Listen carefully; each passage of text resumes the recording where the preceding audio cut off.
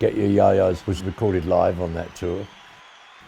That's me introducing the band. The greatest rock and roll band in the world, the Rolling Stones! The Rolling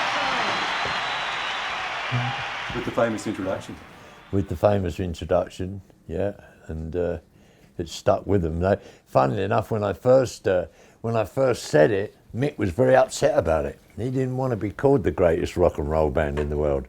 But my response to that was, well, either you are or you're not. So, you know what I mean? Decide what you're going to do. Was it spur of the moment? Yeah, I had to say something. Yeah, because we were going to the first show of the tour, and then they suddenly realised they didn't have anybody to introduce the band. And Mick said, oh, Sam will do it, you know. I was one that, you know, everybody went, oh, Sam will do it, whatever it was. You know, he's willing, he'll do it, he'll do anything. So what did you say? So, ladies and gentlemen, the greatest rock and roll band in the world, the Rolling Stones, you know, at the top of my voice. And the place went nuts. And afterwards, Mick came off and went, I want to talk to you, looking very kind of upset. And we went in the dressing room where nobody else was around. And he said, listen, man, you know, don't call us the greatest rock and roll band in the world. It's embarrassing. Well, they certainly weren't the greatest rock and roll band in the world at that moment, you know. They were terrible. They were under-rehearsed, out of tune, everything, you know.